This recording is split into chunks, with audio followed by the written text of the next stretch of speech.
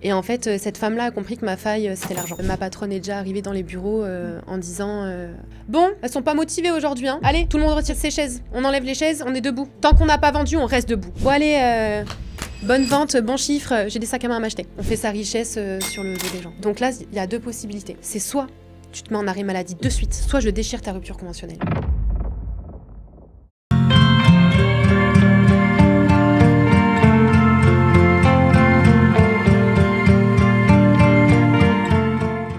Hello Rebecca, comment tu vas ?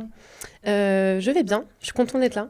Eh ben nous aussi, on est hyper contente de t'accueillir sur Le Bruit du Silence. Merci. Aujourd'hui, tu viens nous parler d'une thématique assez particulière et qui arrive bien plus souvent qu'on le pense. Tu as été victime donc de harcèlement à ton travail.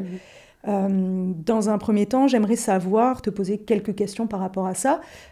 C'était dans quelle entreprise ? Enfin, c'était quoi comme type d'entreprise ? Pas le nom, mais le type. Alors moi, j'ai été commerciale au téléphone. Donc en fait, j'étais démarcheuse, donc j'étais la personne qui appelle des numéros en fait aléatoires. Oh là là. Ouais, c'est un métier Ok. où effectivement il faut s'accrocher. Oui. Et en fait, moi de base, je suis vendeuse prêt-à-porter, donc j'ai fait ça pendant des années. Et en fait, je suis arrivée à un moment de ma carrière où j'avais envie de plus. C'est vrai que le prêt-à-porter, c'est un métier passion, c'est pas un métier finance. On gagne pas des 1000 et des 100 en travaillant dans le prêt-à-porter, c'est vraiment un métier passion. Et en fait, je me suis retrouvée à une année où j'avais un petit contrat en prêt-à-porter, donc j'ai décidé de travailler dans le monde de la nuit. Ok. Et donc forcément, je me suis fait des collègues, des connaissances, voilà un petit peu de tout. Et en fait, j'avais un collègue dans ce monde de la nuit, du coup, que j'appréciais beaucoup, qui m'a dit, écoute, je sens que tu as du potentiel. Moi, mes parents ont une société, c'est des commerciaux. Peut-être que ça vaudrait le coup que tu fasses un entretien avec mes parents. Top. Donc C'est voilà, super. moi je vois une opportunité, Oui. je me dis pourquoi pas, ça reste un entretien, j'aime beaucoup apprendre de mes entretiens, qui donnent une suite ou pas. Tout à fait. Donc, Ça je te me suis permet dit, let's go. de te réajuster pour les futurs. Ça, Tout à c'est fait. top. Ouais. Et puis voilà, je pense que c'est des expériences. Pour moi, des entretiens, ça reste des expériences. Oui. Donc effectivement, j'ai passé ce fameux entretien. Ouais. Et comment ça s'est passé d'ailleurs ? L'entretien était... j'avais en face de moi deux commerciales. Ok. Plus âgées que moi, hein. Donc il y avait la mère de mon collègue et du coup son bras droit que j'appelle. Ok. Et ça a été un entretien... mon entretien, j'ai eu la sensation de faire une vente. Je ne sais pas comment expliquer, peut-être que les commerciaux comprendront, mais ça a été un peu une bataille. Pourquoi je t'embaucherai ? Qu'est-ce que tu m'apporterais ? Moi, Ok. pourquoi je vais vous apporter quelque chose ? Sachant que moi, j'ai jamais fait du démarchage téléphonique. Yes. Donc il y a quand même un challenge derrière. Le travail pour le poste, c'était démarchage téléphonique. Tout à fait. D'accord. Mais oui, je vois totalement. Alors, j'ai eu un bac pro vente Ok. et c'est vrai qu'on nous apprend le client un petit peu relou Oui. qui vient toujours te mettre des bâtons dans les roues pour Oui. tester Mhm. ta puissance de vente, en fait. Donc, c'est... J'ai eu l'impression de ça pendant mon entretien, Ok. que je faisais un test, effectivement. Ouais, on t'a testé. Plus qu'un entretien. Mhm. Sur la fin de mon entretien, j'ai ma patronne, du coup Madame Dumas, que j'appellerai comme ça. J'ai Madame Dumas C'était une femme en fait qui fixait beaucoup dans les yeux. C'était une femme vraiment, pendant plus de 3 minutes, 5 minutes, c'était vraiment yeux dans les yeux. Elle en jette complètement. Elle en jette. Son bras droit, du coup, Madame Mireille parlait moins. C'était surtout la patronne qui parlait. Mais il y avait beaucoup d'observations. Et elle se lançait beaucoup de regards. Elle se regardait, elle souriait, elle m'écoutait. Ça, c'est stressant quand même. Un Quand peu. tu les vois Ouais. se regarder comme ça, Mm. tu dis, mais qu'est-ce qu'elle pense au fond d'elle ? Oui, complètement. Ah, c'est déstabilisant. Hein. C'était déstabilisant, mais je l'ai vu comme c'est des commerciales et elles ont besoin de voir qui elles ont en face d'elles. Mhm. Elles m'ont expliqué que c'était un métier pas facile, que maintenant, on le sait tous, hein, on est tous harcelés par des numéros qui nous appellent toute la journée sans arrêt. Hein. Et oui. Donc elles m'ont expliqué que c'était des métiers plus connus, donc les gens étaient plus agacés d'être appelés forcément, parce qu'on est de plus en plus nombreux, je pense, à être démarcheurs. Mais la fin de mon entretien, c'était plus pourquoi je te prendrais ? Tu as que un CV de prêt-à-porter, donc en soi, moi, j'avais rien à voir avec tout ça. Et en fait, j'expliquais que moi, en fait, je suis une personne, j'ai arrêté mes études très tôt, parce que j'ai compris très tôt dans quoi je voulais travailler. Donc, j'ai décidé de foncer à 18 ans et d'arrêter très tôt mes études. Et en fait, je lui ai expliqué que mon CV, je l'avais créé, sans diplôme, sans rien, que j'avais réussi à travailler dans de très belles marques et que c'était ma volonté, tout simplement, Ouais. en fait, qui avait fait que j'en étais arrivée à ce beau CV et à ces belles marques. Et que mon CV n'avait rien à voir avec eux, mais que si j'étais là, c'est que je le voulais. Mhm. On a aussi parlé des conditions parce qu'en fait, moi, mes bureaux étaient très éloignés de où j'habite. Donc, j'avais 2 heures de transport matin et soir. Et elle m'a fixé, je me rappelle, ma patronne en me disant est-ce que tu es sûre de vouloir subir la route? Et en fait, cette femme-là a compris que ma faille, c'était l'argent. Moi, je suis quelqu'un, j'ai toujours eu des petits salaires, hein, j'ai toujours eu des SMIC, parce que voilà, encore une fois, prêt-à-porter, métier passion. Exactement, comme le social. Tout à fait. C'est des beaux métiers, mais pourtant, voilà, Oui. on peut pas. Les échelons sont très faibles. Ah oui. Et donc, du coup, je lui avais expliqué que si j'étais prête à faire 2 heures de transport matin et soir, c'est parce que j'allais réussir dans sa société. J'allais lui apporter, mais elle allait aussi m'apporter financièrement. On va pas se mentir. Ouais. La base était beaucoup ça parlait d'argent. Ok. Mais surtout de détermination. Complètement. Genre, t'as montré complètement ta déterre et, Oui. Et ça lui a plu, j'imagine? Ouais. Ok. J'ai eu mon entretien, je vous dis une bêtise, je crois que c'était un jeudi-vendredi, et elle m'a dit à mardi. Et le lundi était férié. Ah ouais? Ouais. Est-ce que ça te semble pas un peu red flag d'être prise aussi vite à ce moment-là? Ça peut faire peur, mais en fait, moi, j'avais tellement un personnage charismatique et carriériste que je me suis dit, elle voit en moi. Elle voit. Elle fonce. Ok. Donc, il faut que je fonce aussi. Mhm. Et effectivement, alors les débuts... donc, je suis arrivée ce fameux mardi, donc j'ai été présentée à l'équipe. Au début, donc on était une dizaine, on va dire, dans les bureaux à peu près, au total. Un petit peu, ouais, on devait être une dizaine. Et j'ai été présentée comme une nouvelle vendeuse qui vient d'arriver. Sauf qu'en fait, les jours sont passés et en fait, forcément, les vendeuses me voyaient discuter avec le fils de ma patronne, puisque c'était mon ami, et qu'à ce moment-là, je travaillais encore dans le monde de la nuit. Donc la semaine, j'étais à mon nouveau travail, et les week-ends, j'enchaînais du coup, le vendredi et le samedi, j'enchaînais de nuit. Donc du coup, moi, avec mon ami, du coup, qui était le fils de mes patrons, mais quand même mon ami, on se racontait nos week-ends, quel client a dépensé combien ce soir-là. Enfin, c'était un peu les potins de barman en boîte de nuit, quoi. Ouais.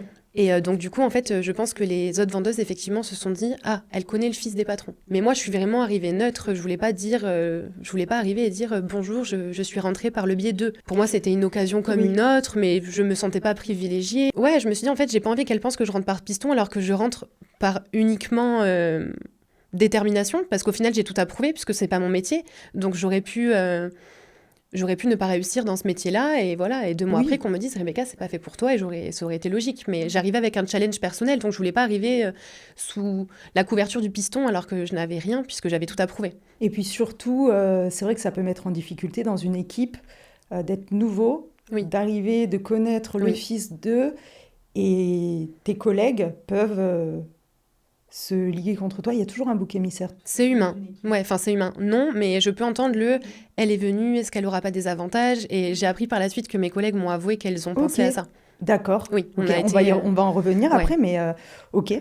Et donc, tu arrives ce mardi. Oui. Comment...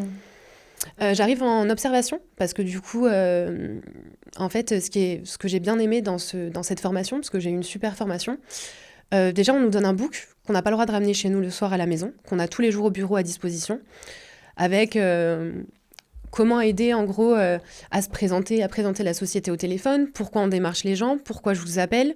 Il faut quand même être assez réactif parce que l'être humain raccroche très vite. Donc, c'est aussi... faut passer dans les mailles du filet un peu. Et donc, du coup, on avait un script qu'on pouvait lire. Et en fait, moi, je vendais des cures de plantes. Ok. Voilà.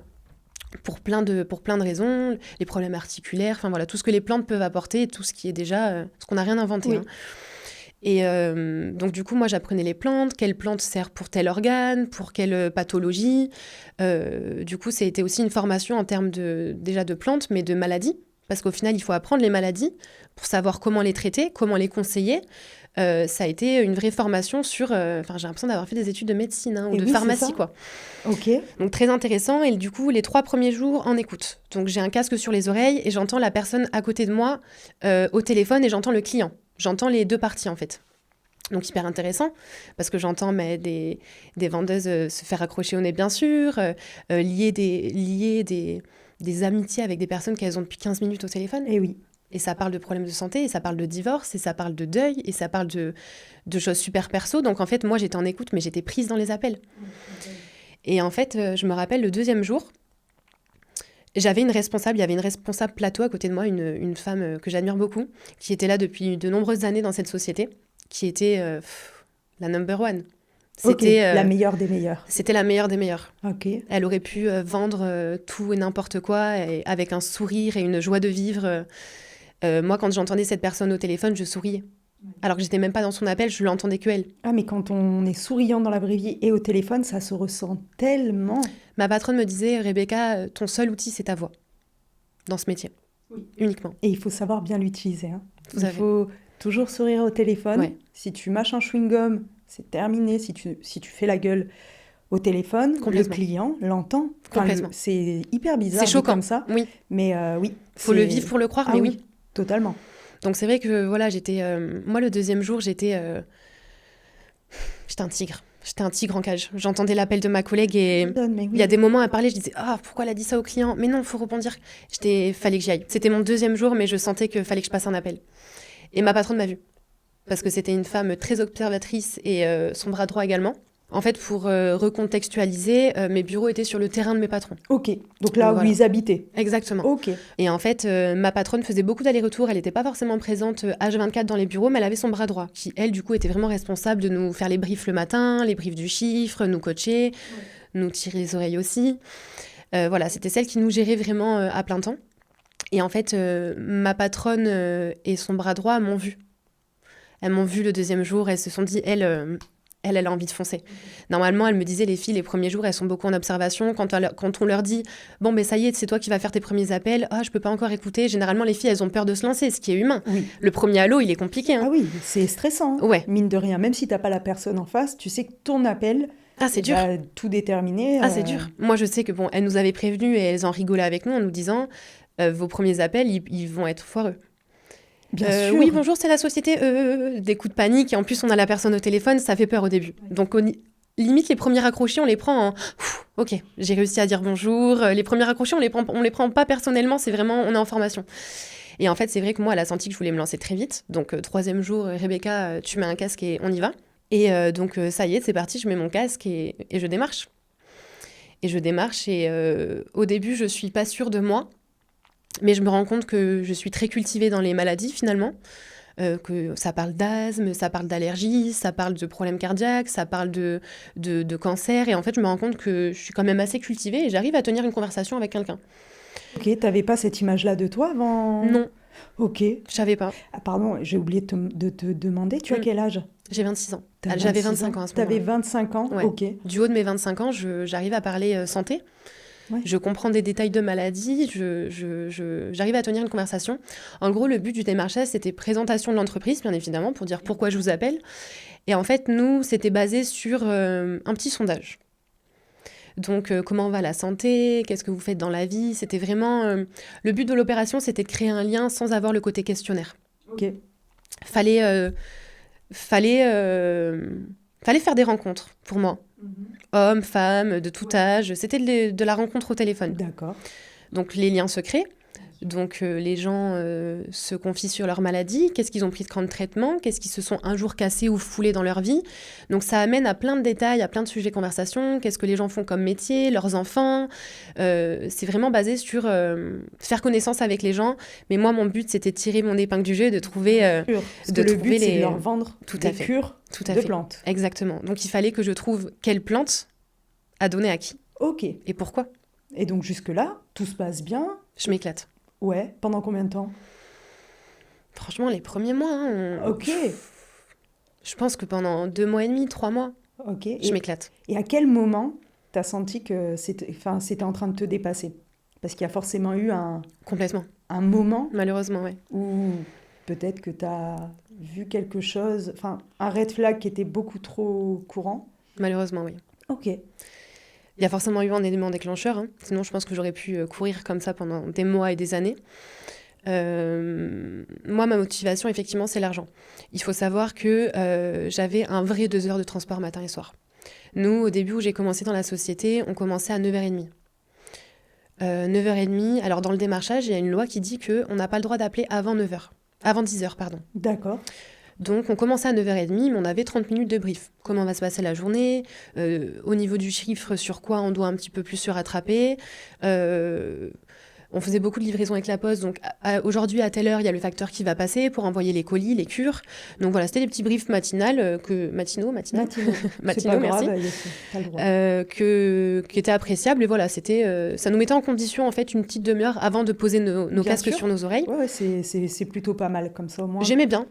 Franchement, T'arrives pas direct après alors te on travaillait pas pendant une demi-heure puisqu'on n'avait pas nos casques sur les oreilles, on n'était pas en Ouais. démarchage, mais on était sur notre lieu de travail, on faisait un brief, ça permettait de boire un verre d'eau, un thé pendant le brief, ça nous mettait en condition avant de passer toute la journée avec un casque sur les oreilles, quoi. Ok. Donc il se passe le premier mois, donc moi je suis arrivée début novembre, donc déjà on a un repas de Noël. Donc repas de Noël qui soude vachement bien les équipes, on est dans un restaurant karaoké. Moi j'ai encore des vidéos dans mon téléphone où je suis bras dessus, bras dessous avec ma patronne et le bras droit. Où on est toutes les trois en train de chanter. Moi je me souviens, je vais pas donner de chiffres parce que voilà, je vais pas me tromper et qu'on se serve de ça contre moi. Mais ça faisait 3 semaines que j'étais dans la société, je crois, et j'avais déjà fait un bon chiffre. Ok. Ça représentait mon potentiel. C'est plutôt pas mal, ouais. J'étais fière. Ouais, bah, tu m'étonnes. J'étais fière. Oh, t'as appris à vendre et en plus, Alors, c'est bien et en même temps, c'est un peu triste que tu te sois rendu compte aussi tard de ton potentiel Ouais. et du fait que tu saches tenir une conversation. Mais tu t'en es rendu compte, donc en fait, c'est double victoire pour toi à ce moment-là. Donc t'es bien, tout va bien. Je suis fière parce qu'en fait, je sais pas pour les personnes qui ont vu le film et ceux qui l'ont pas vu, mais en fait, nous, l'ambiance au bureau, c'était le Loup de Wall Street. Et pour les gens qui l'ont pas vu, le Loup de Wall Street, c'est... on a un casque sur les oreilles, on a chaud, on se lève, on est assis, la personne a dit non, je veux pas acheter, on se relève et on renégocie. En fait, c'est une bataille, mais c'est tellement satisfaisant. Moi, je me suis éclatée. C'est tellement satisfaisant de débattre avec quelqu'un qui n'est pas d'accord et qui, à la fin, me dit « Merci Rebecca, à bientôt ». Ok. Sachant que nous, la vente, elle se concluait par « on prend la carte bleue ». C'est un accord de banque à banque, mais il fallait que la personne me donne tous ses chiffres de carte bleue. Il faut avoir sacrément confiance pour faire ça. Donc quand vous passez 45 minutes à créer un lien avec quelqu'un et qu'à la carte bleue, elle vous dit « Ah non, non, j'ai peur » et qu'elle raccroche. Bah, c'est ce que je ferais. Pardon. Hein. Je le garantis, c'était un accord de banque à banque. On envoie un message à la banque et la banque envoie une notification pour dire que c'est bien nous. C'était ultra sécurisé, vous vous doutez. Mais j'entends la peur. Il y a tellement d'arnaques. Donc moi, des fois, quand j'étais à ma conclusion, il fallait que je repasse en argument pour lui expliquer pourquoi il fallait qu'elle ait confiance en moi pour me donner ses chiffres de carte bleue. Donc c'était un vrai challenge jusqu'au bout du bout. Et quand on raccrochait avec notre casque, c'était le... moi, ça m'arrivait de crier dans les bureaux. Moi, j'étais une agitée. Moi, c'était des grands cris parce que j'étais trop contente. J'allais noter mon chiffre sur un tableau, ça se félicitait entre nous. Enfin, c'était une ambiance très particulière. C'était une ambiance famille. On est une famille. Ce que tu disais au tout début. C'était très basé là-dessus. Et ce qui nous amène au jour où donc tu as remarqué qu'il se passait quelque chose d'assez étrange. Le repas de Noël, disons que j'étais encore dans ma naïveté de me dire j'ai fait du chiffre, elle m'adore parce que pour moi, en fait, j'étais son investissement rentable. Elle a misé sur moi, elle avait un doute, elle s'est rendue compte que l'investissement était rentable. Donc il y a eu ce repas de Noël effectivement où c'était très uni, c'était très bonne enfance. Ma patronne m'avait fait un super cadeau de Noël. Pour celles qui ont la ref, elle m'a offert la terracotta de chez Guerlain, donc un très beau cadeau. Enfin, venant d'une patronne, je me suis dit waouh, elle a... Et puis quand elle me l'a offert, elle m'a dit Rebecca, ce que je vous offre, c'est ma marque préférée. Ok. Et ça deviendra la vôtre. Sous-entendu, je vais gagner ma vie, je pourrais m'offrir ce genre de choses. Ok. Donc là, tu la vois un peu comme une héroïne. Je l'idolâtre. Une figure maternelle. Waouh. Encore plus maternelle parce que moi, je suis arrivée à la moitié du mois, donc mi-novembre, dans cette société. Financièrement, c'était compliqué. Le midi, moi, j'ai mes collègues qui mangeaient et moi, j'avais pas les moyens de manger le midi. Moi, ma priorité, c'était le repas du soir. Au début, c'est un peu la honte, donc on dit non, j'ai pas faim ce midi, sauf qu'au bout d'une semaine, 2 semaines, j'avais quand même des mamans avec moi, donc des mamans quoi, qui se disaient pourquoi cette gamine elle mange pas et un jour je leur avouais, je lui ai dit écoutez les filles, le mois est bientôt fini, j'en ai pas pour longtemps mais je n'ai pas les moyens de manger le midi. Le bras droit de ma patronne l'a appris. Elle m'a convoquée dans sa maison un soir quand j'ai débauché. Mireille, c'est ça? Oui. Mireille. Madame Mireille m'appelle... Non, donc Mireille le dit à Madame Dumas. Et Madame Dumas me dit Rebecca, ce soir à la débauche, venez toquer chez moi. J'arrive dans cette maison, elle me dit je comprends que tu aies eu honte de pas me dire que tu pouvais pas le manger le midi. C'est tout à ton honneur. Par contre, à partir d'aujourd'hui, tous les midis, tu auras un plateau qui sera pour toi. Si je fais à manger pour mes enfants, si je fais à manger pour certaines vendeuses, je fais à manger pour toi. Ok. Il n'y a pas de raison. Ouais, tu te sens dans une famille, enfin il y a un espèce d'équilibre, ouais, une maternité un petit peu. Je vois une maman qui veut nourrir un enfant qui a chez elle. Elle n'a pas d'argent parce qu'elle arrive en milieu de mois, ça s'entend. Ben, je vais l'aider. Ça coûte de source. Si je fais à manger pour 5, je fais à manger pour 6, pour 7. J'idolâtre et je me dis waouh. Elle est en train de faire quelque chose de grand pour moi, parce qu'offrir le couvert à quelqu'un, je trouve que c'est une vraie générosité, Oui. surtout dans un monde où on compte tous notre budget, je pense. C'est tout à fait Certains ça. non, et Oui. je leur souhaite de ne pas compter leur budget, mais je pense qu'on est beaucoup à compter nos budgets, malheureusement. Mm. Et tous les midis, soit un de ses enfants, soit elle arrive avec un plateau, entrée, plat, dessert. Ok. Tous les midis. Au début, je me suis dit que c'était de la générosité.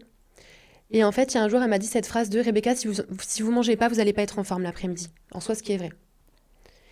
Et en fait, il y a un jour où je me suis dit, est-ce qu'elle m'a pas aussi fait à manger pour être sûre d'avoir sa vendeuse en forme ? Ouais. Oui, bon, après, c'est intéressé.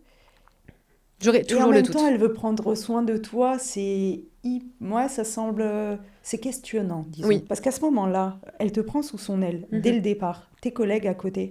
Est-ce que ça a créé un sentiment de jalousie ou t'étais hyper bien accueillie dans l'équipe? C'était comment? J'ai été super bien accueillie. Bon, ça, c'est Franchement, super j'ai eu bien. des personnes bienveillantes et des personnes que j'ai gardées dans ma vie, dont une. Mais c'était surtout dû... la pauvre, elle n'a pas les moyens de manger le midi. On comprend que la patronne lui fasse à manger.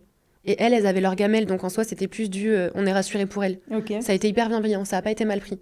Ça n'a pas été vu comme du piston, Ouais, ça a été c'était- vu comme Bah, super. elle arrive dans une société au milieu du mois, elle n'a pas de paye, ça s'entend et c'est Allez. généreux. Et bon, pour l'anecdote, je ne mange pas de fromage le midi, je sais pas pourquoi, c'est depuis que je suis gamine, c'est comme ça.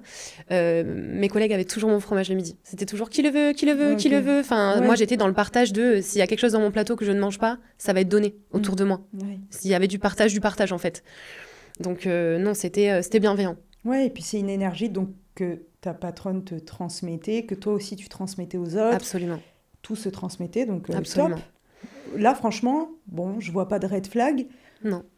Et c'était quoi le premier red flag que tu as Mon red flag, ça a vu? été l'argent. Ok. Le pourquoi je suis ici. Pourquoi je fais 2 heures de transport matin et soir quand il n'y a pas de problème de transport. Parce que des fois, je mettais des grands 3 heures à rentrer, hein, facile. Et oui.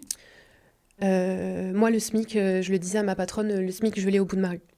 Si je suis prête à faire 2 heures de transport, c'est parce que je veux gagner ma vie. Oui, c'est clair. J'ai 25 ans. J'arrive dans un tournant de ma vie où je veux gagner ma vie pour ce que je donne à une société. Je veux donner pour recevoir. Ça, elle avait très bien compris. Et à la fin du mois, ça a payé? Alors, le premier mois, du coup, je ne suis pas prima puisque du coup, je suis arrivée en milieu de mois, donc j'ai forcément pas atteint l'objectif qu'on peut atteindre en un mois complet. Le deuxième mois, déjà, en fait, le deuxième mois arrive et j'ai une collègue qui est là depuis plus d'1 an qui me regarde dans les yeux et qui me dit tu notes tes ventes? Je dis bah non, enfin, du coup, je les donne à Madame Mireille. Puisque c'est la responsable, c'est elle qui gère et c'est elle qui a le récapitulatif de mes ventes. Et elle m'a regardé, et c'était une dame, une maman d'un certain âge, et elle m'a regardé, elle m'a dit note tes ventes. Pour moi, garde tes notes, ça voulait dire garde une trace écrite. Et dans ses yeux, j'ai compris qu'elle n'avait pas confiance, elle-même, et qu'elle me donnait un conseil de maman. Ok.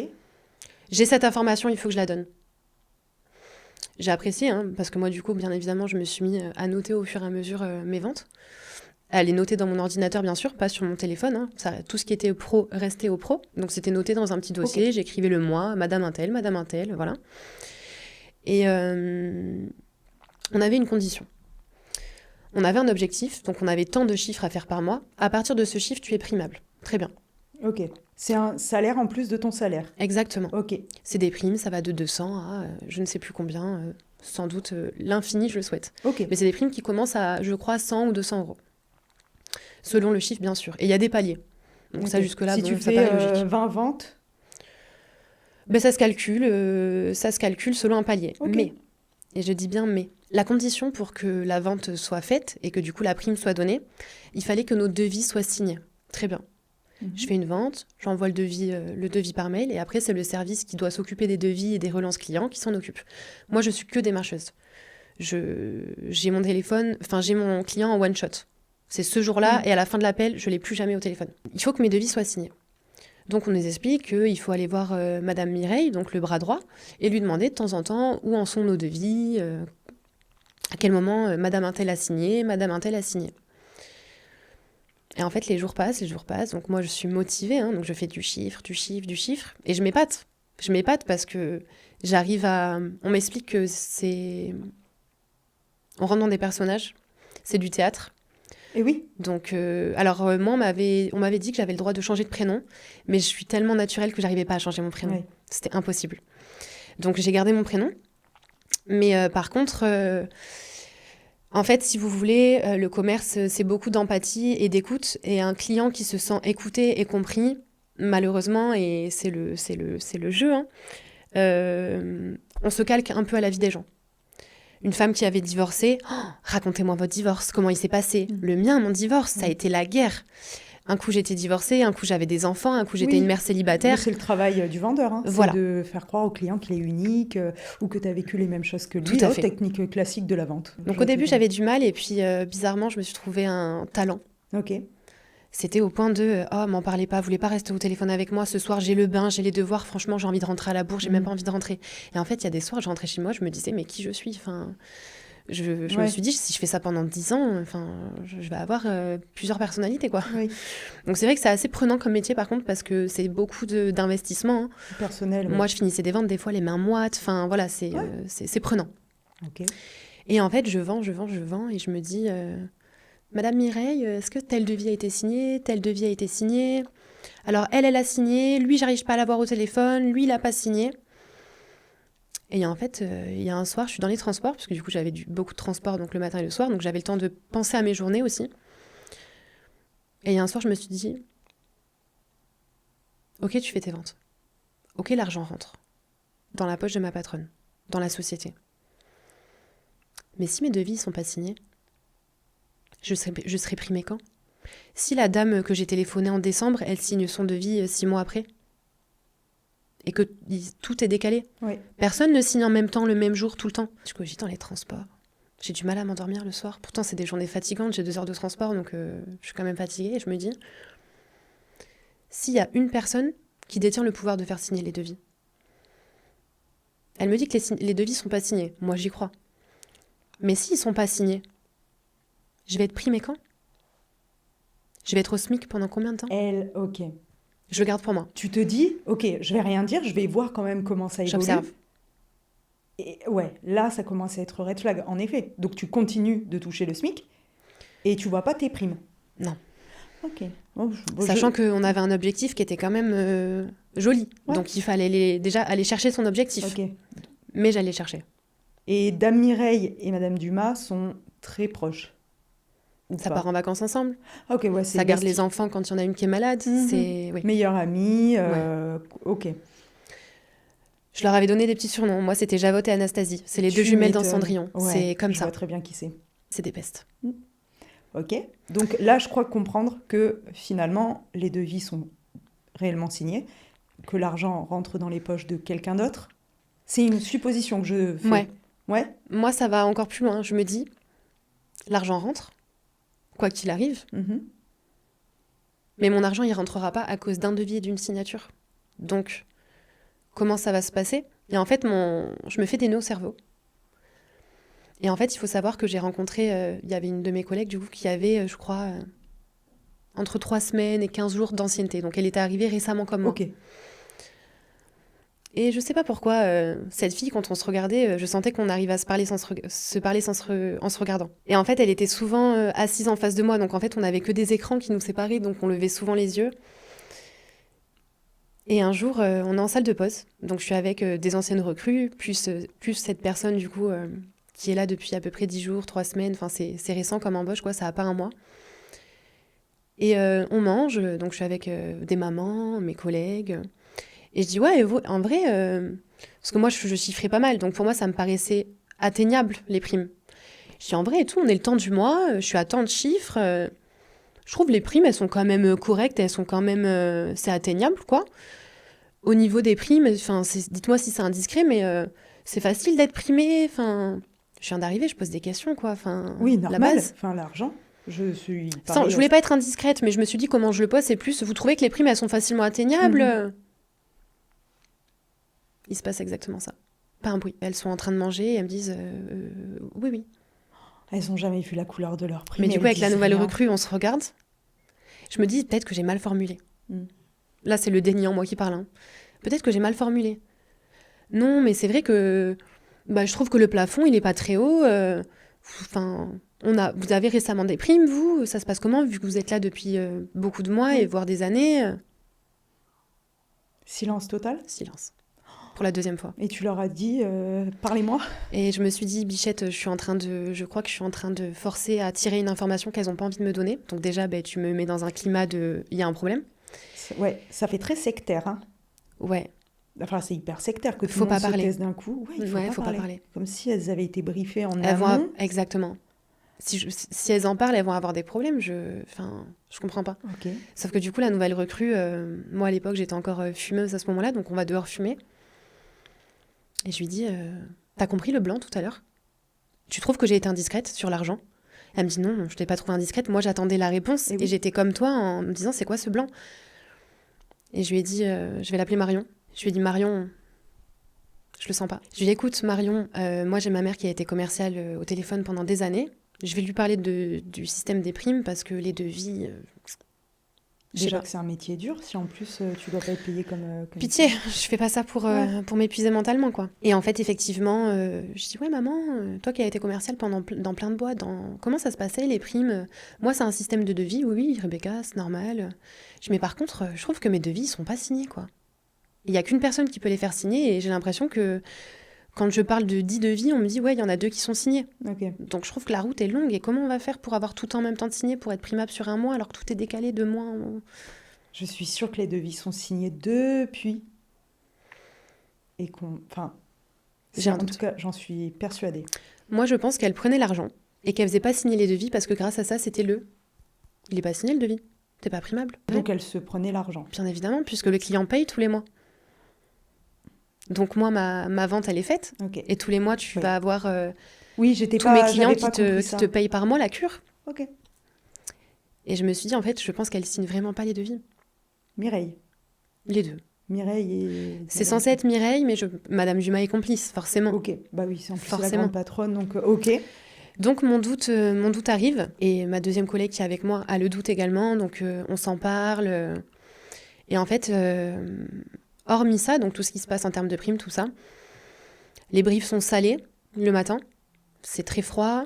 Ma patronne est déjà arrivée dans les bureaux en disant aux autres vendeuses, parce que nous on était nouvelles, donc on n'était pas encore trop responsables du chiffre, des mois après si, mais comme on était nouvelles, on n'était pas trop impactés par les briefs corsés du matin.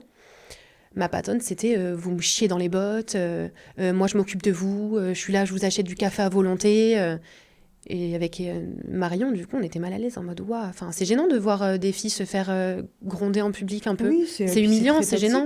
C'est hyper toxique de reprocher à ses salariés de payer le café. Oui. Bon, c'est le minimum, j'ai envie de te dire.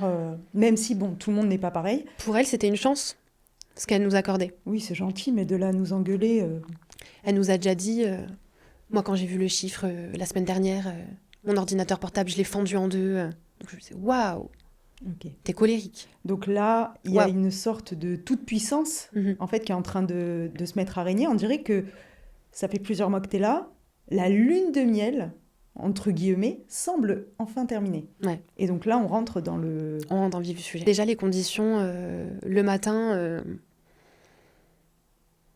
Je pense que Madame Mireille, donc le bras droit, je pense que c'est quelqu'un qui n'a pas eu de pouvoir... c'est mon interprétation, attention. Bien sûr. Je pense que c'est quelqu'un qui n'a pas eu de pouvoir dans certaines sociétés, qui du jour au lendemain en a eu. Et au lieu... Je pense que les personnes, soit elles basculent vers le blanc, soit vers le noir. Tout à fait, mais comme tout le monde.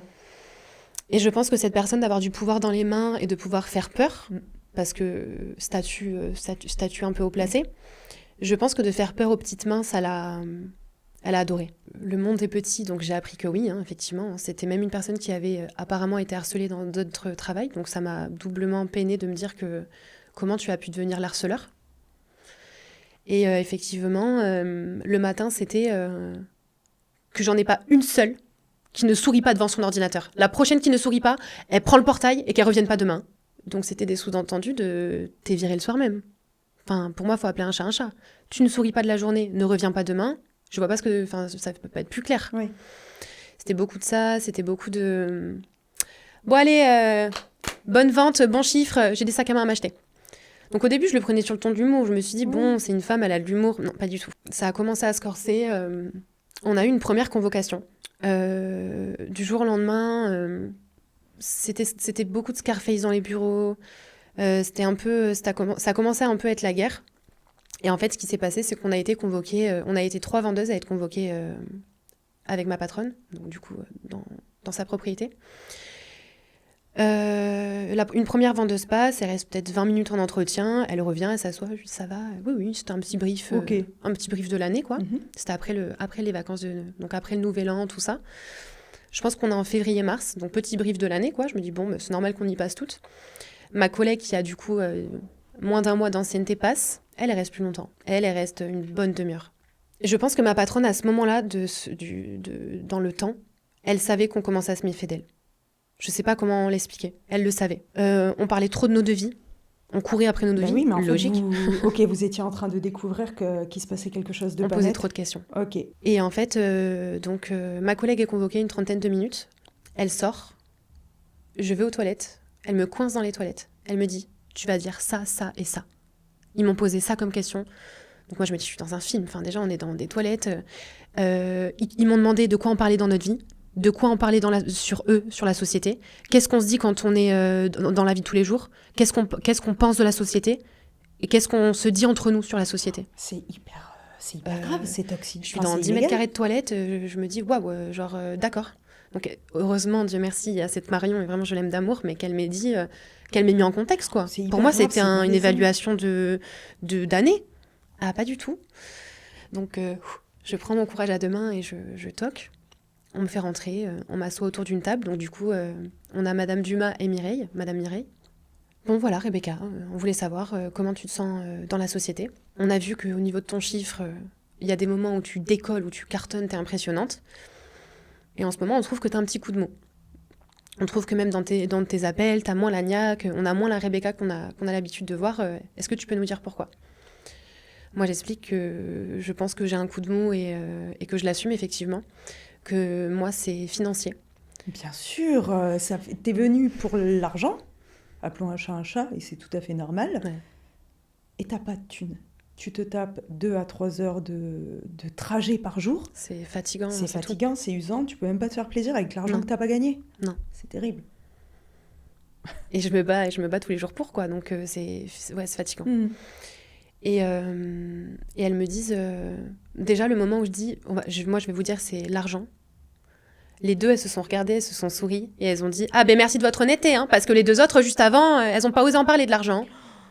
Je me dis, je sais pas pourquoi vous me comparez aux autres. Déjà, il n'y a pas à être comparé. Moi, je viens pour moi, Rebecca, et moi, mon ressenti. Donc, puis moi, c'est l'argent. Javotte et Anastasie, quoi. Vraiment, pestouille. Ah ouais. J'étais là, bon, elles disent ce qu'elles veulent, les filles. Fin... Oui. Et puis là, elles sont, en fait, en plus, inconsciemment, elles viennent te comparer à des collègues, histoire de vous faire vous sentir en compétition. Oui. Parce que sur le long terme, c'est à ça que ça ressemble. Oui. Diviser pour mieux régner. Ouais. Donc là, elle commence à... Et alors, petite question, parce que quand même, tu parles de primes, enfin voilà.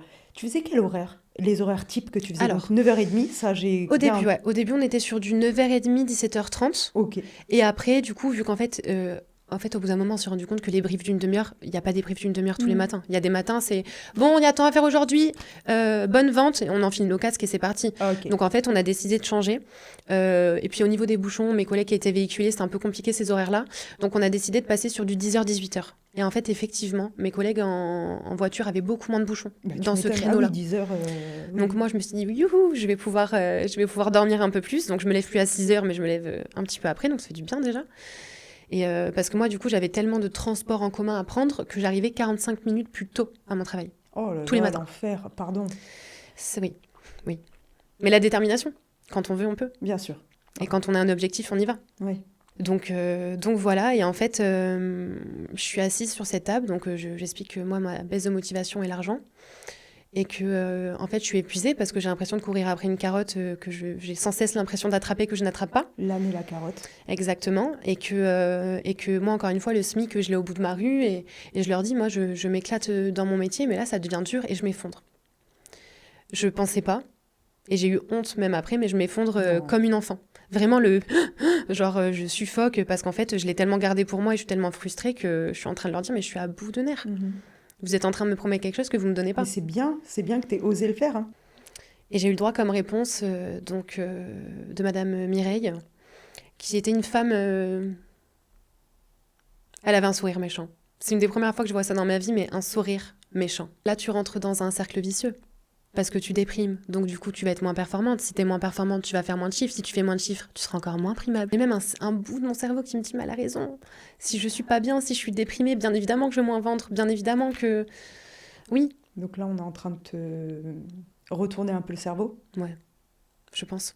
En fait, le pire, c'est que j'arrive à comprendre le raisonnement de mes gourous. C'est terrible. C'est que j'ai réussi à comprendre leur manipulation. Le mot gourou. Ouais. Pourquoi ? Parce que pour moi, un gourou, il te fait espérer monts et merveilles. Il est sûr de lui. Je cherche le mot sans être vulgaire, mais il te met en position de victime. Ouais. Dans sa manière de te parler, dans sa manière de te rabaisser, dans sa manière de rigoler quand tu lui poses une question, et dans sa manière de te faire croire. Donc, c'est pour ça que quand je vous ai contacté par mail et que j'ai voulu témoigner, que je disais le mot gourou, et que je vous disais, c'est pas un mot pour dire un mot, c'est que pour moi, j'ai été sous emprise. J'y ai cru. Oui. T'as cru en fait que c'était quelqu'un de bien. Oui. Et elles ont même réussi à me remettre en question. Je sors de cet entretien. Je pense que j'ai beaucoup d'espoir en moi. Ouais, t'es motivée. Je me remotive. Reboostée. Allez, Rebecca, t'as pleuré un coup. Yes. Déjà, il faut savoir que, en fait, quand je suis arrivée dans la société, je crois qu'au bout de 3 semaines, j'ai eu mon premier craquage. Parce qu'en fait, au début, tu décolles, tu vends très bien, et il y a 1 semaine ou 10 jours où il y a un trou. Apparemment, c'est comme ça. Ok. C'est connu. Il y a un moment où tu décolles et il y a un moment donné où tu stagnes un peu.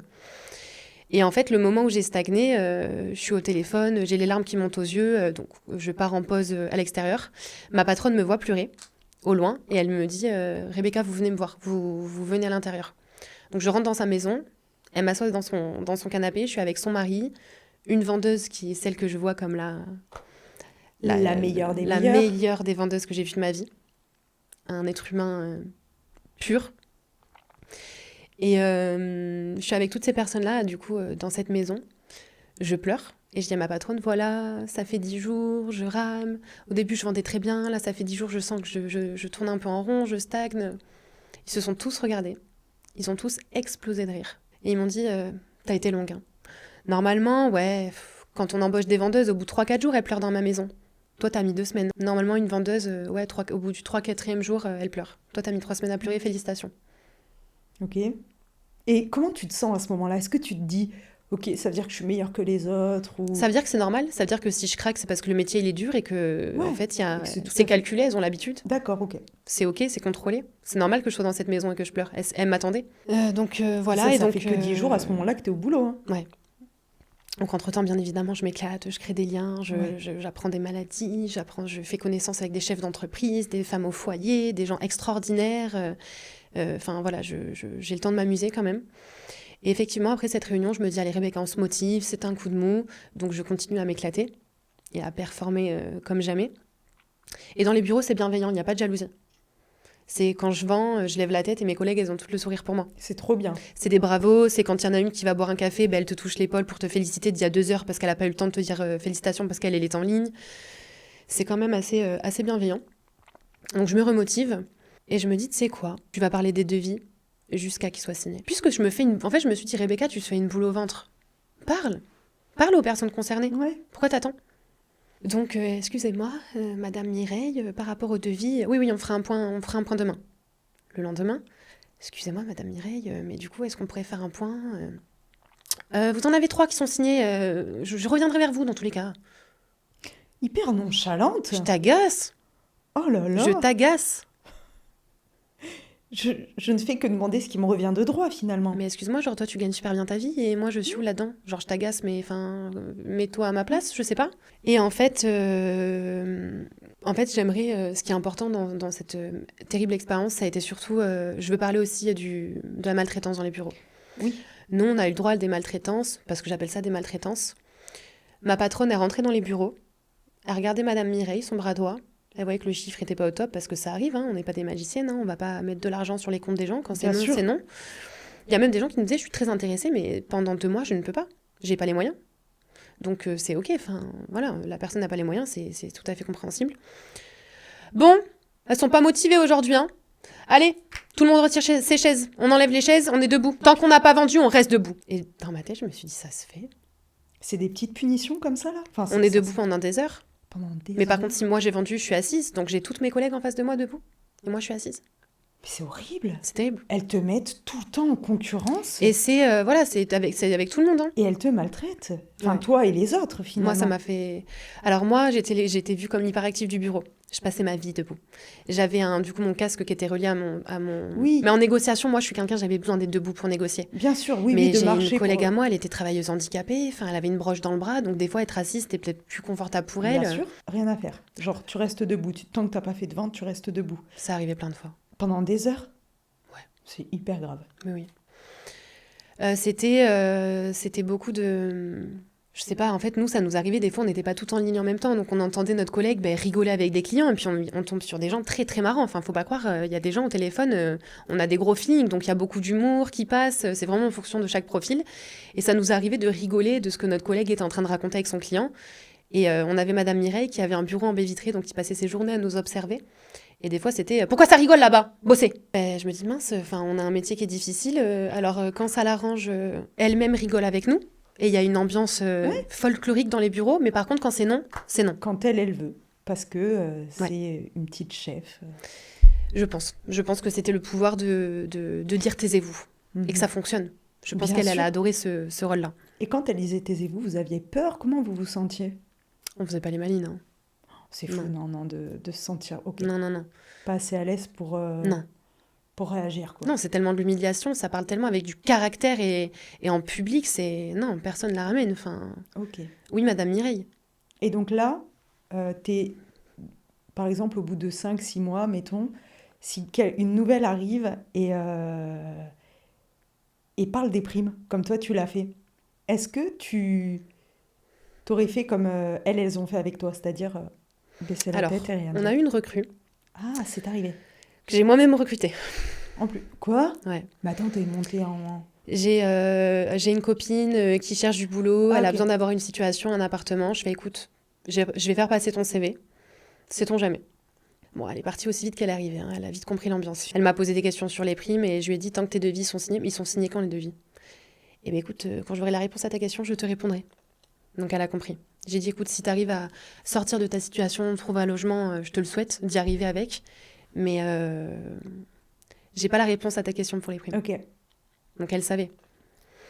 Et donc contexte différent parce que c'était pas une inconnue, c'était quelqu'un Bien sûr. de mon entourage quoi. Mais un jour on a eu pendant une période il y avait des recrutements et avec ma collègue du coup Marion que j'adore, on se regardait, on avait envie de leur faire des affiches sur les baies vitrées en mode partez, Oui. fuyez quoi. Oui. Mais donc du coup c'est vrai que le harcèlement dans les bureaux était très pesant. Et en fait, il s'est passé du coup cette fameuse fois où je me suis dit, allez, dès que je vais me faire un nœud au cerveau pour les devis, je vais en parler, je vais demander. Donc un jour, je suis dehors. Un jour, on a eu une prime, ça je tiens à le dire. Un jour, je vois que j'ai eu 100 € de plus sur mon salaire.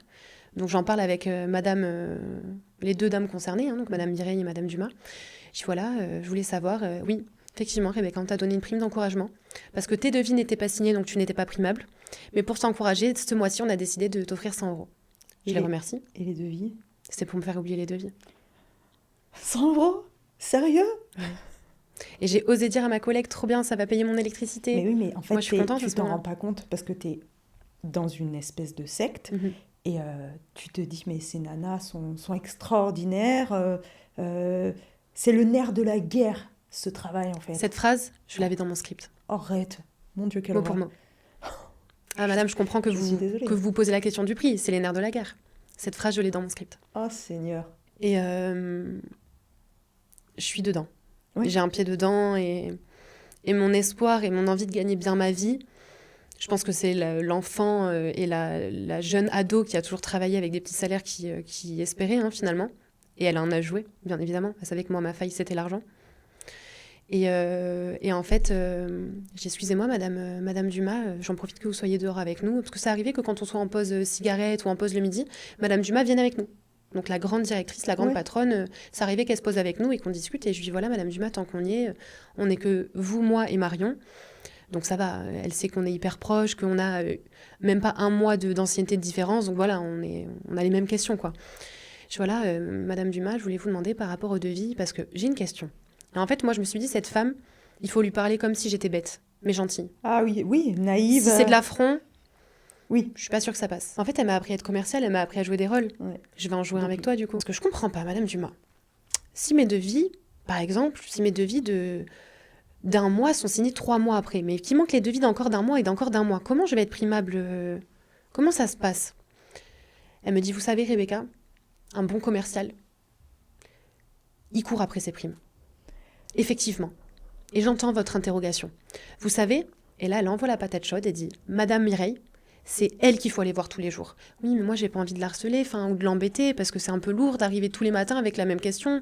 J'ai pas envie de la déranger, ou... Sachez que vous ne la dérangerez pas. Madame Dumas, elle est payée pour ça. Madame Mireille, pardon, du coup. Madame Mireille, elle est payée pour ça. Elle est là pour vous manager sur le floor. C'est elle qui s'occupe des devis. C'est à vous, en tant que bon commercial, de la relancer tous les jours s'il faut. Et vous n'embêterez personne, Rebecca. On est tous là pour l'argent. Donc je comprends votre motivation. Mais c'est à vous d'aller le demander.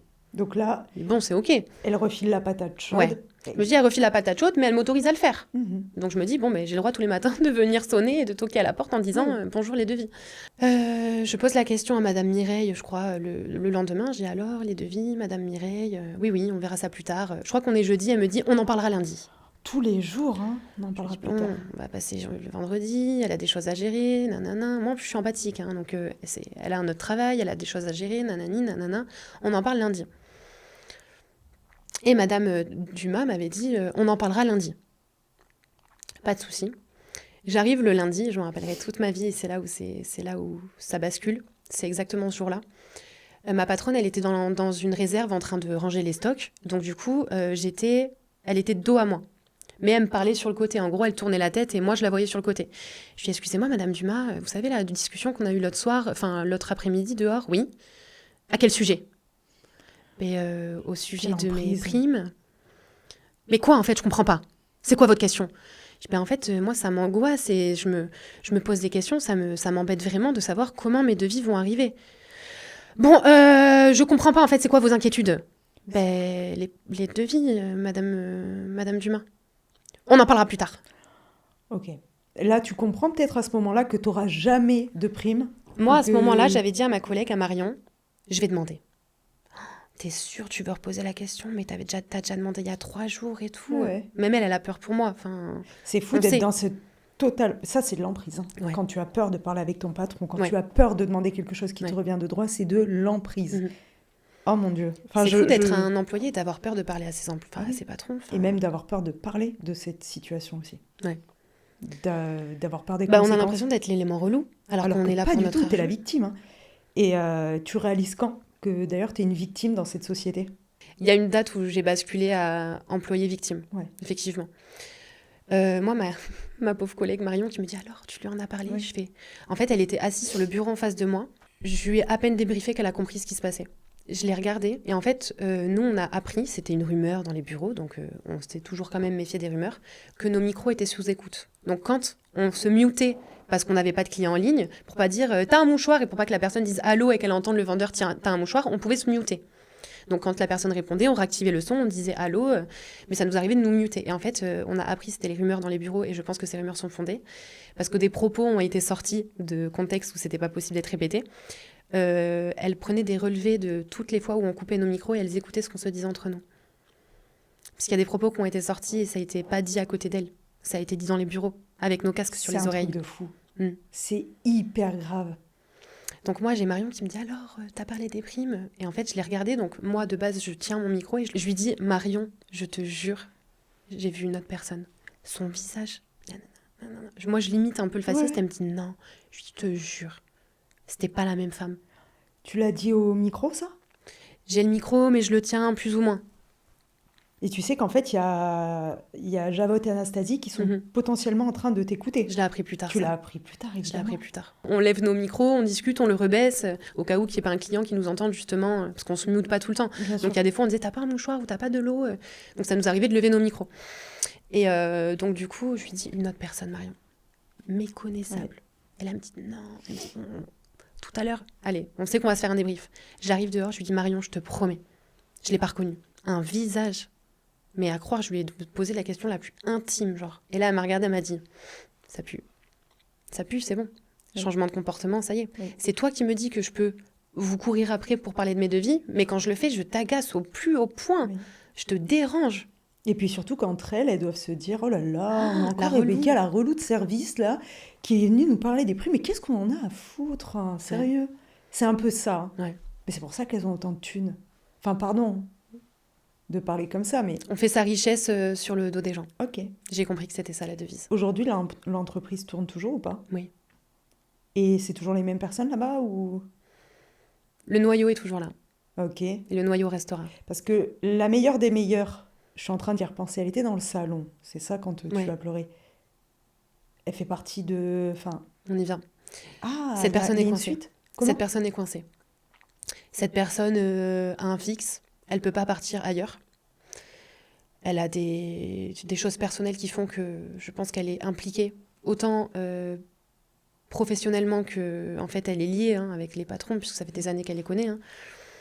Elle est sous emprise, bien Ouais. évidemment. Et pareil, c'est une femme. On parlait avec les yeux. Elle m'a déjà caché son micro. Elle m'a déjà dit pars loin. Ah ouais. Ça en était là, quoi. Putain, c'est Mais on s'est adoré parce qu'en fait, moi, je lui ai rappelé sa meilleure amie. Elle me le disait tous les jours que physiquement, je ressemblais à sa meilleure amie. Donc, je pense que dès le début, elle a eu un ah, elle me rappelle quelqu'un que j'aime bien. ouais. Bon, c'était une femme qui avait peut-être 10 ans de plus que moi, facile.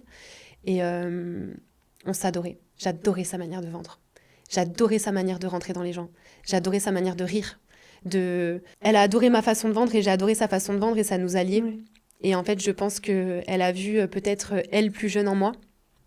Parce qu'on avait vraiment la même manière de Ouais. vendre. Et des fois, elle me disait, Rebecca, ça fait des années que je fais ce métier. Il y a des fois, tu te tchatches et je suis en train de t'écouter. Et je suis comme ça avec ma tête. Ah ouais. Et Venant moi, de cette la fierté. meilleure... Fierté, venant d'elle, Elle y est toujours? je pense. Ok. Je pense. Tu penses qu'aussi elle sait que c'est une secte? Enfin, Oui. ça semble être... Ok. Ouais, elle reste par obligation finalement. Donc, Je pense. ce que tu disais... Je veux pas parler pour elle, mais Bien sûr. le jour où elle m'a regardé droit dans les yeux et qu'elle m'a dit va-t'en, j'ai senti que de la bienveillance. C'est une maman, hein. Oui, c'est écoute ma chérie, t'es trop jeune là pour te prendre la tête. Et encore, Ouais. enfin, tu me dis qu'elle a 10 ans de plus que toi, donc 35 ans, c'est très jeune, 35 Ouais, ans. bien sûr. Et j'espère qu'elle partira. Ouais, C'est ce que je souhaite de tout mon cœur. Ouais. Et la première personne que j'espère un jour revoir en contact, c'est elle. On s'était promis plein de choses. Et plein de fois, je suis attrapé le t-shirt et je lui disais, le jour où t'es manager ailleurs, Ouais. je t'en supplie, fais-moi travailler avec toi. Ouais, tu T'es m'étonnes. un génie. Ouais. T'es un génie. Et en fait, on était tellement solaires l'une pour l'autre que moi, Madame Mireille et Madame Dumal savaient, je voulais travailler à côté de cette personne. Alors qu'il y a des gens qui voulaient pas travailler à côté parce que c'était quelqu'un de très solaire, qui parlait très fort. Donc c'est vraiment... Oui, ça peut être dérangeant. Chaque vendeuse doit être en fonction un peu de Mhm. de sa personnalité. Il y avait Bien des sûr. calmes qui étaient ensemble, il y avait des plus agités, du coup, nous, qui étaient ensemble. Moi, j'adorais. Moi, elle me mettait un peps Puis elle tire...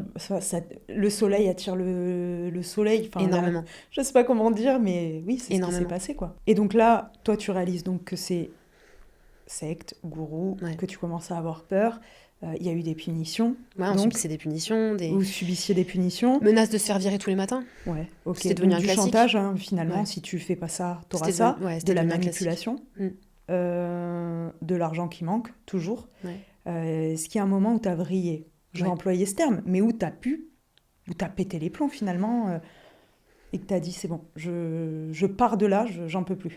En fait, bon, je me rends compte que j'avance en reculons et que mes doutes sont avérés et que je n'aurai jamais l'argent que j'ai cru me faire. Donc déjà, il y a la déception de se dire, waouh, j'ai fait tout ça pour rien. Ça fait mal quand même de se sentir manipulé et de se dire, tout l'argent que j'ai fait rentrer, il sera jamais dans ma poche, ne serait-ce que 1%, je l'aurai pas. Donc je me suis révélée en tant que commerciale au téléphone, mais je me suis aussi dit, ah, ça fait mal. Oui. Ça fait mal. C'est satisfaisant d'être satisfait de soi-même, mais quand on attend quelque chose, l'argent et qu'on l'a pas, c'est vrai que c'est pas 100% satisfaisant Ouais, du coup. c'est clair. Donc, en fait, il se passe que ça devient très froid dans les bureaux, puisque je suis devenue la relou qui pose trop de questions. Eh ben oui. Marion, du coup, pose aussi des questions sur les devis, bien évidemment, on est deux. Elles, ils ont joué sur le fait que vous êtes jeune maman, vous allez gagner votre vie, donc elle avait un objectif comme moi. Et en fait, effectivement, ça devient froid dans les bureaux, c'est du Scarface, ça se dit à peine bonjour. Et ça commence vraiment à être la guerre. En fait, nous, nos bureaux, on avait des grandes baies vitrées Ouais. qui donnaient du coup sur le terrain, privé du coup de mes patrons. Et ça a commencé à faire des pics bizarres. Pourquoi vous nous regardez dans notre jardin? Donc ça, ils l'ont dit à Marion. Ben, je sais pas, on a l'habitude, on a nos ordinateurs, donc on regarde dehors, ça nous arrive de regarder dehors Et en oui, attendant parce que que quelqu'un c'est chez réponde. eux. Ben oui, et on a un visuel sur un jardin en fait. Nous, nos baies vitrées, c'est devant un jardin quoi. Donc on regarde pas les murs, ça nous arrive de regarder dehors. C'est un terrain privé. On regarde quoi? Ben notre écran d'ordinateur ou le plafond. Mais je me suis dit, ça part en guerre, c'est une guerre bizarre. Ouais, mais à ce moment-là, tu te dis pas, ok, bon, je me fais maltraiter, Mm. c'est pas possible, je vais faire le strict minimum, rien à faire des primes, et ciao. C'est exactement ce qui s'est passé. C'est ce que t'as fait? Ouais. Ok. Et j'étais pas la seule. Ça a dû lui faire péter un plomb à Jabot, hein. C'est parti. Effectivement en cacahuète, si je peux dire poliment, à cause de ça. En fait, ma patronne adorait qu'on reste plus tard le soir. Et moi, j'étais vraiment le petit élève. Ça m'arrivait de ne pas avoir vendu de la journée, de me battre et de dire « c'est bon, je l'ai fait ». Et il est 18h51 et je suis pas partie. Et ma patronne qui me disait ça, c'est un commercial. Ok. Il part plus tard et il fait une vente. Et il regarde pas les heures. Et en plus, vous, Rebecca, vous avez 2 heures de transport. Donc vous voyez toutes celles qui partent plus tôt, qui partent à l'heure. Concurrence. Moi, j'ai du respect pour vous, vous partez plus tard et vous avez 2 heures de transport. Et elle dit ça, c'est déjà arrivé qu'elle dise à son fils, amène-la au tram, pour que j'ai un peu moins de route. Ça fait très, très gourou, hein. T'as totalement raison. Et même, ça fait peur. Emmène-la au train, fais ça, toi, t'es un commercial. Non, Ouais. en fait, t'es juste en train de me mettre en concurrence, de me flinguer mes journées. Et non, si tu veux partir à l'heure, tu pars à l'heure. Il n'y a pas de le lendemain, Rebecca, vous êtes partie plus tard hier, vous rentrez plus tôt, c'est Oui. au bon vouloir du commercial. Est-ce que les heures sup, déjà, elles étaient rémunérées? Absolument pas. Ok, d'accord. C'était du bon vouloir. Tu veux partir plus tard parce que tu as une conscience commerciale, c'est à toi. Mais tu l'auras avec ta prime, puisque tu fais tout pour avoir ta prime. Tu pars plus tard, c'est pour toucher ta prime, pour ton chiffre. Pour plus tard. Qu'est-ce que j'en ai fait du bon vouloir? Moi, je suis déjà rentrée chez moi à 21h30, 22h. Hein. C'est ahurissant. Mhm. Tu dois te relever le lendemain super. Oh mon Dieu. Ouais. Et donc ça On a y duré va. combien de temps? On est sur du 5 mois plein, peut-être 6 mois, je pense, j'aurais dit 5 Ok. mois plein. Et il se passe du coup que Marion et une deuxième collègue sont convoquées. Par une, elle sort du bureau, on a eu une rupture conventionnelle, on nous fait partir. Et moi, j'ai une alerte rouge dans mon cerveau qui me dit, je vais rester toute seule là. Je vais faire partie des dernières vendeuses avec... on n'est plus beaucoup là. Elle vire tes collègues. Sachant qu'entre-temps, une comptable est partie, une autre vendeuse est partie. Enfin voilà, on était de moins en moins. Tu te dis Ça pas se- méga red flag, tout le monde est en train de partir Bah, encore, si, hein. bien évidemment. Et là, je me dis non, je perds mon trio, enfin, je perds mon duo, quoi. Si j'ai mes 2 collègues qui sont censés partent, il y a celle que j'apprécie beaucoup, mais elle est dans un autre secteur, elle démarche pas comme moi, donc en fait, on n'est pas calés pareil. Et donc, du coup, effectivement, les filles me disent qu'elles ont une rupture conventionnelle. Moi, naïvement, qu'est-ce que je me dis? Ils en font 2, ils vont en faire 3, au point où on en est. Donc je vais voir Madame Mireille, je dis bonjour Madame Mireille, voilà, je voulais vous dire... Moi j'avais déjà eu une absence, je m'étais arrêtée, je crois, 1 semaine, j'étais en crise de psoriasis. Ah ouais, c'est parti sur Qui dit stress, qui dit problème de santé, bien évidemment. Donc, Bien je me sûr. retrouve avec des plaques sur les avant-bras et sur les jambes, ça me gratte énormément, je suis très stressée. Donc ça joue sur ma... J'avais déjà été arrêtée, donc je dis voilà, vous savez, j'ai eu un arrêt de travail parce que je me sentais pas bien. J'aimerais bien savoir si vous acceptez de me faire une rupture conventionnelle comme mes 2 autres collègues, Ah ouais, parce que j'aimerais partir. Je supporte pas l'ambiance et je veux pas devenir l'employé qui fait mal du chiffre. bien sûr. Là, en ce moment, c'est compliqué pour moi, donc j'aimerais bien partir au moment où je veux pas devenir en gros un boulet pour la société. Et du coup, on me dit, je vous donnerai une réponse. 1 demi-heure après, Rebecca, venez là. Moi, je retourne dans le bureau. Oui, Madame Mireille, on va être sympa. On va accepter la rupture, je viens d'avoir Madame Dumas. Donc, par contre, vous avez intérêt à faire du chiffre. Hein. Parce que moi, si j'ai pas un minimum de chiffres, la rupture conventionnelle, on oublie. Et je peux vous dire que si à licenciement, on fera en sorte que vous ayez aucun droit, ça va être compliqué pour vous. Hein. Tu sais qu'à ce moment-là, elle va te mettre tous les bâtons dans les roues possibles et imaginables et que tu n'auras pas le droit à... Ça fait peur. Ouais. J'en sais rien, mais peut-être. Le doute, il est terrible. Mais bien sûr. Donc moi, Puis elle a l'air habituée, tellement sûre d'elle. mais elle est sûre d'elle, donc ça fait classique douter. du gourou, ça. Hein. Elle est sûre d'elle, donc ça fait douter. Donc effectivement, j'accepte ce chantage, j'ai l'habitude. Oui. Bon, les matins, on a des briefs de plus en plus humiliants. Moi, j'ai du mal. Hein. Il y a des fois, quand elle nous menace ou quand elle nous parle mal, je lâche des... Et je vois qu'elle me regarde sourire. Je me dis, waouh, bon, ça part un peu en provocation, mais elle nous menace tellement fort, en fait, qu'à force, ça fait rire, quoi. Et puis, elle est totalement différente. Ça fait 3 mois que tu dois nous virer tous les matins. Enfin, oui. On ne te croit plus, à Tous force. les jours, tu répètes la même chose comme à des gamins. Et c'est ça. Si ça marche pas sur des gamins, ça va marcher sur des adultes. Bah, mais là, tu es en train de remarquer que la personne que tu as eue en entretien, C'est pas du tout la même personne que Rien t'as à en face de voir. toi. Rien à voir. Et l'ambiance générale, au bout de tous ces mois, c'était comment? Alors l'ambiance générale, je peux dire qu'au début, il y avait quand même une ambiance très familiale, donc ça rigolait beaucoup. Après, on est plutôt parti sur le climat très lourd, très pesant. Ça se regarde dans le coin des yeux, mais ça a peur de se regarder. Personne trop parle. C'est On bizarre, rigole hein. plus sur le plateau. On n'a plus le droit de rire. On Ouais. nous dit qu'on n'a plus le droit de rire, donc on arrête de rire finalement. Donc ça devient pesant et compliqué, mais bon, on n'a pas le choix. On y est, donc on fait.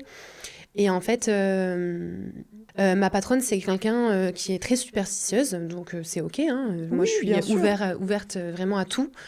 Toute religion, toute croyance, toute superstition. Moi, je suis vraiment quelqu'un de très ouvert. Et en fait, c'est vrai que ma patronne passait son temps à brûler de la sauge dans nos bureaux. On n'avait pas le droit d'ouvrir nos fenêtres. Il fallait que la sauge soit comprimée, et on en rigolait avec Marion parce que des fois, on s'ouvrait des champs avec la fumée tellement que les bureaux étaient enfumés. Et notre patronne nous disait à haute voix qu'elle faisait ça pour les malédictions, sûrement les clients qui nous portent l'œil, les litiges des clients avec la société. Mais on doit nous porter l'œil, donc c'est important de brûler de la sauge dans les bureaux.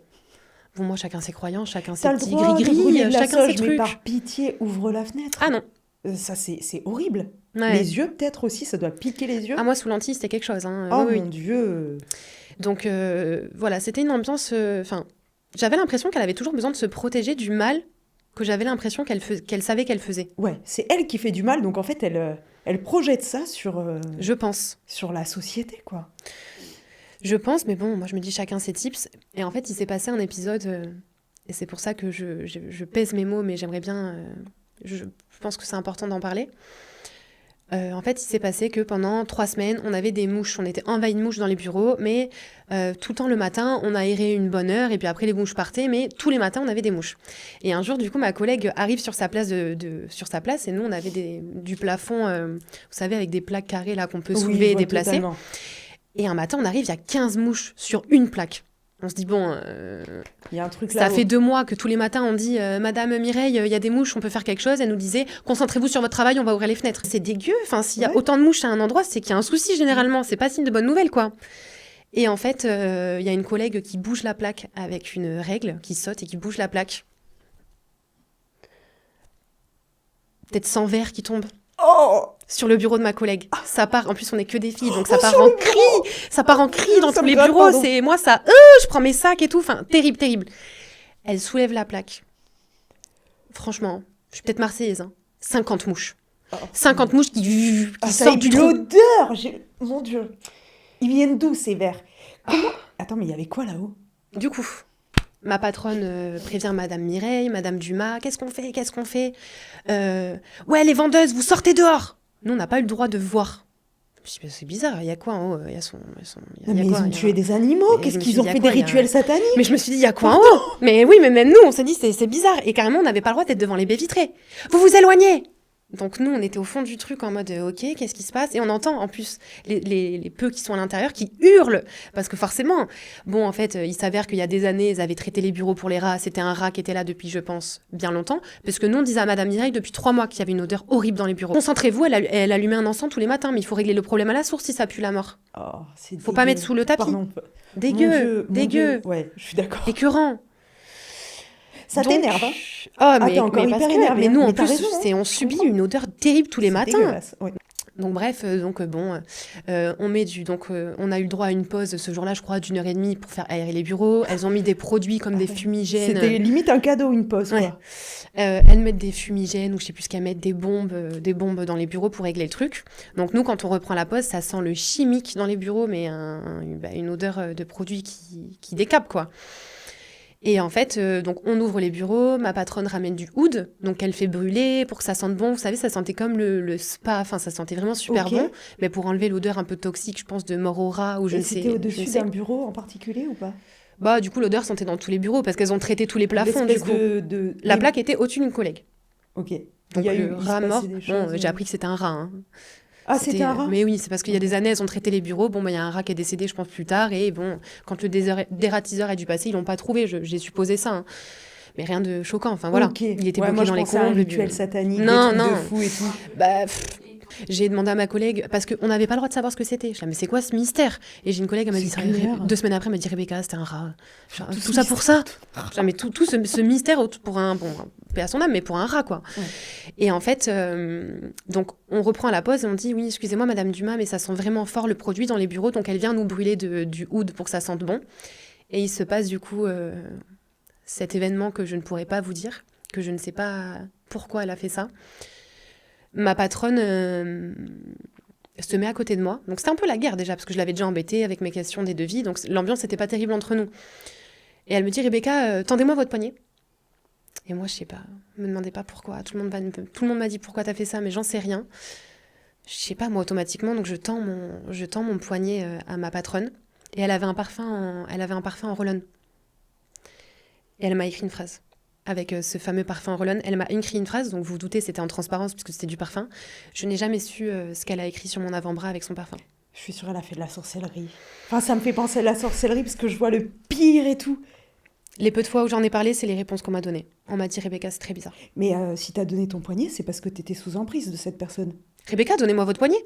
Ça sent pas bon, elle a un parfum. Je me dis, bon, elle va mettre un coup de Elle a parfum. écrit une phrase. Ouais. Ça me paraît très suspect. J'ai jamais su. Elle a écrit, ou un grand mot en tout cas, mais j'ai jamais su ce qu'elle a écrit sur mon poignet. Et donc, dans tout ça, comment t'as réussi à t'en sortir? Parce qu'aujourd'hui, tu n'y travailles plus. Ça en est où là maintenant? J'ai l'honneur et l'émotion de dire que ça s'est fini. Alléluia. Depuis très peu de temps. On est Ok. sur moins de... Quand je vous parle, on est à moins d'une semaine. C'est fou. Il s'est passé que du coup, donc j'avais demandé effectivement ma fameuse rupture conventionnelle qui m'a été acceptée sous chantage, mais qui m'a été acceptée. Donc j'ai signé un papier qui dit vous avez demandé une rupture conventionnelle qui a été acceptée. Vous n'avez pas le droit d'être représenté pendant cette rupture. À savoir que on a tous des droits et une rupture conventionnelle, on a le droit d'être accompagné d'un collègue, d'un employé Oui. qui est délégué, peu importe. Moi, j'avais pas le droit. Donc déjà, ce n'est pas légal. Il faut le savoir. On a tous le droit d'être représenté en entretien de rupture conventionnelle. D'accord. Et moi, j'ai un papier qui dit que je ne veux pas être représentée. Ok. Moi, je veux prendre la suite. Moi, je signe et allez, je vais Allez, partir, ciao. c'est pas grave. C'est bon. C'est pas grave si je peux pas être représentée, c'est pas grave si on me dit que c'est pas légal, je m'en fiche. Je suis arrivée à un stade où je m'en fiche. On est donc le 12 avril. Le 12 avril, moi, j'ai tous mes proches qui m'encouragent. Allez, Rebecca, c'est ton jour, tu vas pouvoir partir, t'en as plus pour longtemps. Donc le 12 avril, en fait, il faut savoir qu'une semaine avant ma rupture, j'ai été contactée par la petite amie du fils de mes patrons. Elle m'a dit, écoute, je sais que... Ah oui, t'es resté en contact avec ce garçon? Non. Ok. En fait, une semaine avant ma rupture, j'ai une fille qui me contacte et qui me dit, je suis la petite amie d'eux. Je sais que tu sais des choses terribles sur mon couple. J'en appelle à la solidarité féminine, mais il faut que tu me parles. J'ai dit à cette fille, écoute, oui, solidarité féminine, tu es trompée, ton copain n'est pas fidèle, il s'en vante tous les matins avec moi quand il me croise ou le soir quand je débauche, parce que pour lui, je suis son amie et je suis l'employé de ses patrons. Je ne dirai jamais rien. Donc lui, il s'est confié à moi énormément.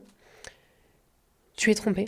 Ouais, t'as fini par lui dire juste avant de partir parce que tu... Mais je lui ai dit, écoute, je te fais mon entière confiance. Je vis dans la peur. Je dois signer une rupture dans 3 semaines. Je t'en supplie. N'en parle pas pendant 3 semaines. Oula. J'ai pris un risque énorme, je sais. Mm. Je me suis dit, comment cette pauvre fille va tenir pendant 3 semaines qu'elle est trompée et elle va continuer à discuter du coup avec son petit ami. Je lui ai dit, je t'en supplie, je vis dans la peur. Mm. Tu peux me mettre dans une panade terrible, mais il faut que je quitte cette société. Ok. Et tu auras les détails de ton infidélité après. Mais tant que je n'ai pas signé ce papier, je suis désolée, je t'en supplie, j'ai vraiment peur. Oui. Ne parle pas. Et Dieu merci, cette personne a compris ma peur, parce que Dieu merci, cette personne. Et franchement, c'est une femme, elle a des épaules. Parce qu'elle a tenu pendant 3 semaines. Elle est restée avec son petit ami. Les 3 semaines les plus longues. Les plus longues de sa vie. Et tous les jours, on s'écrivait. Tiens bon, toi aussi tiens bon. En fait, on s'est soudés. Ouais. Parce on était victimes un peu de la même base, de la même personne. Et on s'est soudés. Pendant 3 semaines, elle a continué à faire semblant avec son petit ami. Et le jour de ma rupture, je me rappelle, le matin, elle m'a dit « Allez, c'est ton jour, tu vas signer ta rupture. » C'était ta collègue? Non, c'était la petite amie du fils. Elle... Nous, on se connaissait pas. Okay, Elle m'a contactée, on lui a donné mon numéro parce qu'on lui a dit « Écoute, cette fille traîne beaucoup avec ton petit ami. » Ah ok, ça allait super vite. D'accord, je comprenais pas si... Elle est rentrée en contact avec moi en disant « Je sais que tu partir travailles pour les parents d'eux, mais on va se soutenir et dis-moi la Yes. vérité et je te jure que je vais pas parler. Ok. Donc j'ai pu lui faire confiance, effectivement, et elle est hyper forte parce qu'elle a tenu mon secret. Et le jour de ma rupture, allez Rebecca, c'est aujourd'hui, c'est génial, je vais me libérer parce que je vais pouvoir dire, je suis trompée, je l'ai appris, et toi tu vas pouvoir te partir de ce climat. Je suis convoquée à 10h avec Madame Mireille. Et elle me dit, Rebecca, vous venez avec moi? Et en fait, dans la main, elle a un dossier. Et je reconnais le dossier de rupture conventionnelle que mes collègues ont signé 2 semaines avant, du coup. Super. Je me dis, allez, c'est pour moi, c'est cadeau. Libération. Moi, je m'installe dans son bureau. Elle me dit, non, non, venez, on va s'installer ailleurs, on va se mettre à côté. Donc, on traverse la salle de pause. Donc, je me dis, bon, c'est déjà arrivé qu'on fasse des réunions en salle de pause. Elle ouvre la porte qui mène à l'extérieur. On arrive dans le jardin. On est le matin. Il fait froid, il pleut. J'ai pas mon manteau. J'ai pas mon téléphone, je suis littéralement en t-shirt dehors, donc on tremblote un peu parce qu'il fait pas beau, quoi. Et elle me dit, c'est simple, on n'a pas le chiffre qu'on attendait de toi. Donc là, il y a 2 possibilités. C'est soit tu te mets en arrêt maladie de suite, soit je déchire ta rupture conventionnelle. On fait quoi? J'ai commencé mais moi j'ai le temps de... Quoi? C'est parce qu'elles sont dans l'illégalité la plus totale, Mais finalement. pourquoi je me mettrais en arrêt maladie? Pour quelle raison? Pour quel motif? Pendant combien de temps? Et pourquoi je ferais ça? J'ai que ça comme choix. C'est soit ça, soit je la déchire. Tout à fait. Alors tu fais quoi? Je dis, mais en fait, je peux pas prendre une décision comme ça, Madame Mireille. Il faut que j'appelle quelqu'un, que je demande conseil. Enfin, je peux pas prendre une décision pareille. Ah, t'as besoin d'appeler quelqu'un? Chut. Elle a déchiré ton... Ma rupture est déchirée. Donc, ma porte de sortie vient de se déchirer. C'est un truc de fou. Je fais quoi? J'ai aucun vis-à-vis. Toutes mes collègues, les baies vitrées sont pas de ce côté. C'est bien pour ça qu'elle m'a amenée de ce côté. Et donc, moi, je suis dans un jardin. Donc, en fait, je rentre à l'intérieur des bureaux, j'attrape mon téléphone. Elle me hurle dessus, Rebecca, vous prenez pas votre téléphone. Et moi, devant toutes les vendeuses, je dis, mais en fait, avec ce que vous venez de me faire, bien sûr que si, je prends mon téléphone. Et elle me dit, vous sortez des bureaux. T'as Donc, bien elle raison. ouvre la baie vitrée, elle m'éjecte devant les baies vitrées. Et moi, à ce moment-là, j'ai ma collègue qui me dit, mais qu'est-ce qui se passe? Et je lui fais le signe, je lui dis, elle a déchiré. Elle me dit, non, je lui dis, si. Je suis dans un jardin. Je me retrouve dans une situation où il faut que je quitte cette société. Ouais. Cette société me fait peur, encore plus avec ce qu'on vient de me faire. Je pars où? Je fais quoi? Si je pars, si je mets le pied en dehors de cet endroit, je suis en tort. Donc là, tu fais quoi? Moi, il faut savoir que j'ai une malformation cardiaque. J'avais prévenu mes patrons en étant embauchée. Oui. Moi, j'ai la maladie de Bouveret. Donc, en fait, depuis que j'ai 6 ans, je fais des crises de tachycardie. Et en gros, moi, je fais des mini-crises cardiaques de moins de 5 secondes, donc je ne tombe pas dans les pommes. Mais j'ai la maladie de Bouveret. Ok. Donc voilà, quand je fais une crise, il faut que je respire dans une poche, mais je peux monter très très haut en termes Ok. de rythme cardiaque. Ça fait peur. Hein. Ouais. Moi, à ce moment-là, j'ai tout pour monter en crise. Parce que je suis en situation d'angoisse, donc forcément, j'ai une crise de tachycardie qui s'actionne. Hein. Je suis en crise d'angoisse. J'appelle un avocat, j'appelle un prud'homme. On est le 15 avril, il est 10h20. J'ai plein de répondeurs. J'ai plein de numéros qui me disent « Oui, tout à fait, prenez rendez-vous pour la semaine prochaine. C'est maintenant que je suis bloquée sur mon lieu de travail. Okay. Je fais quoi ?» Mais là, madame, on ne sait pas. Forcément, les pauvres gens, ils ne savent pas. C'est le matin, c'est une situation d'urgence. Je suis sur mon lieu de travail. Personne ne pouvait m'aider à ce moment-là. J'appelle la gendarmerie. La gendarmerie me disent qu'il est en droit du travail, ils s'y connaissent pas forcément, donc ils veulent pas me donner les mauvaises infos. Et ils me disent « Je pense que si on vous sort, vous êtes en tort. » Donc, arrêt maladie. Je suis en crise de tachycardie. Mon cerveau me dit... Mon cœur, il va lâcher, en fait, sur ce terrain. Je suis tellement en crise de panique que mon cœur va lâcher. Je décide d'appeler les pompiers. Ok. J'explique aux pompiers.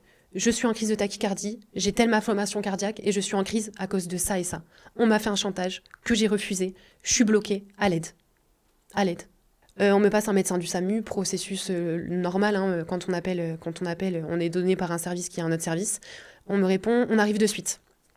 Moi, à ce moment-là, mes collègues, du coup, veulent partir en pause cigarette. Madame Mireille dit, tout le monde rentre à l'intérieur, personne ne parle à Rebecca. Je suis dehors sur un salon de jardin. J'ai Madame Mireille qui vient me voir. Du coup, une employée lui a dit, Rebecca a effectivement appelé les pompiers. Elle s'isole dehors avec moi, elle se colle à moi. Je pense qu'elle avait même son genou qui touchait le mien. Et elle m'a regardée, elle m'a dit, vous savez vraiment appeler les secours? Avec son plus grand sourire. Et là, je me dis, waouh. À ce moment-là, Madame Dumas n'est pas là. Il n'y a pas sa voiture. Elle n'est pas présente sur les lieux. Il n'y a que Madame Mireille, donc le bras droit. Oui, mais si elle fait ça, c'est que Madame Dumas approuve. Hein. Bien évidemment. Les pompiers comprennent la situation. Les pompiers essayent de parler avec mes patrons parce que Madame Dumas arrive en trombe. Comportement suspect. Ils insistent auprès des pompiers pour savoir à quel hôpital je vais partir. C'est illégal. Un pompier n'a même pas le droit de dire où on part. Oui, non, c'est complètement Elle insiste 2 ou 3 fois. Mais elle part où, Rebecca? On a besoin de savoir, nous. Madame, je ne suis pas habilitée à vous le dire. Ouais. Les pompiers, ils se sont regardés, ils m'ont dit... Toi, il faut t'escorter. Ouais. Bon, effectivement, ils ont pris mes mesures de mon cœur. J'étais effectivement très, très haut, mais ils ont compris pourquoi. Hein. Je pars à l'hôpital et une pompier me regarde et elle me dit ma belle, souris, tu as un accident de travail. Alléluia.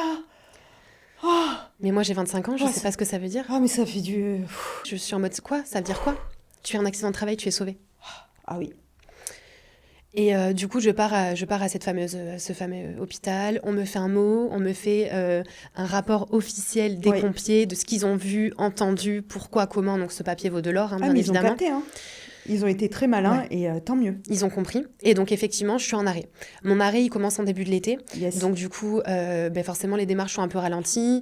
Mon arrêt est du coup accéléré. Je réussis par me faire passer inapte avec la médecine du travail. Okay. Moi, mon but, c'est d'être licenciée, de ne pas revenir, que ça se clôture. La médecine du travail me juge inapte. Donc, on me dit, voilà, vous avez un délai.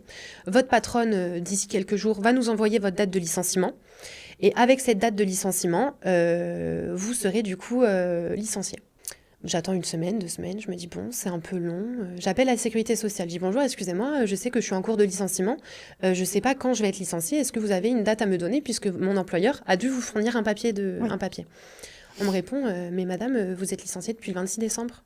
J'ai dit, on est le 9 janvier, madame. Je n'ai aucun papier, aucun avis de passage, aucun chèque, aucun solde de tout compte. Ouais. Et elle m'a même envoyé mon bulletin de salaire de décembre, comme si j'étais en arrêt. Il n'y a même pas une ligne qui dit que je suis licenciée en décembre. La sécurité sociale ne comprend pas. C'est un faux licenciement. La médecine du travail ne comprend pas. La sécurité sociale ne comprend pas. J'ai le droit à un on ne sait pas. Wow. Et donc ça part en justice, là ? Il faut savoir que dans nos villes, on a des avocats gratuits. Oui. On a des permanences avec des avocats gratuits. La CGT, moi j'ai rencontré quelqu'un à la CGT, c'est ma 2e maman. Oui. Je me suis liée avec cette personne. La CGT sont là pour nous aider, pour nous répondre. Il y a plein de choses qu'on ne sait pas. Il faut se renseigner. En fait, quand on a des démarches comme ça, c'est dur, mais comme je vous disais, c'est pas impossible, c'est faisable. Mais ça arrive que des fois, on doive poser la question à une personne concernée et que la personne concernée nous dise « je ne sais pas ». C'est dur. Bien sûr. C'est dur. Parce que si la personne qui a fait des études pour répondre à ma question ne sait pas quoi répondre, je vais où ? Oui, c'est clair. Je vais où ? Et donc là, actuellement, t'en es où là ? Donc actuellement, j'appelle l'inspection du travail qui me dit, écoutez, la première chose vous allez partir sur un prud'homme, la première chose qu'on va vous demander, c'est est-ce que vous avez contacté vos patrons pour demander votre licenciement ? Bon, moi, ça m'embête de communiquer avec eux, mais j'ai pas le choix.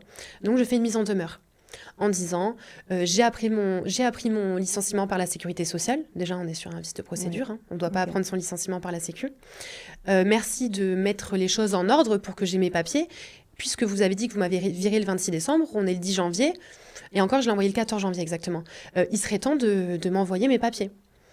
Et j'ai reçu comme réponse, parce que je pense que j'ai impressionné ma patronne, je pense qu'elle ne s'attendait pas à ce que je fasse toutes ces démarches, que j'allais sûrement abandonner, ou parce que j'étais jeune et que je ne m'y connaissais pas. Elle a dû croire que tu étais bébête. Je suis jeune, donc je ne suis pas censée connaître tout ça. Et même ma propre mère, il y a des fois, je lui posais des questions, elle me disait, Rebecca, je ne sais pas. J'ai jamais vécu ça. Bah oui, tu m'étonnes. J'en sais rien. Et je veux que mon expérience, elle aide pour des jeunes comme nous qui commencent la vie active, demander, mais aussi pour des parents. Un message à faire passer, c'est celui-ci. Il y a même des parents qui ne connaissent pas. Repérer les red flags. Repérer les red flags, savoir qui appeler en cas de détresse, savoir quoi demander, à qui. Et puis les sociétés dans lesquelles tu te sens rapidement comme en famille. Parce qu'au début, c'est vraiment une famille, et puis en fait, ça part complètement en cacahuète. Donc là, aujourd'hui, tu les poursuis, c'est ça ? Alors ça s'est fini que du coup, j'ai fait ma mise en demeure. Et ma patronne m'a répondu qu'elle avait très bien fait mon licenciement, que tout avait été respecté dans les normes. J'attends. Et qu'elle avait découvert que j'ai déménagé, que c'est à cause de moi que je n'ai pas reçu mes propres papiers. Je n'ai jamais déménagé. Jamais.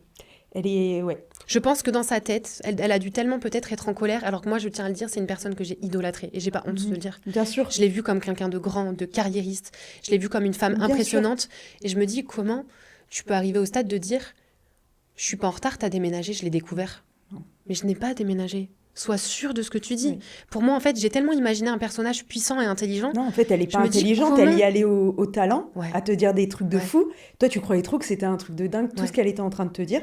Pas du tout. Là, en fait, elle a voulu tenter de de te faire croire que tu avais vraiment déménagé. Enfin bref, c'est sordide et c'est très J'ai du retard? glauque. Non, j'ai pas de retard, t'as déménagé, c'est ta faute. Quand on déménage, il est très simple de faire suivre son adresse.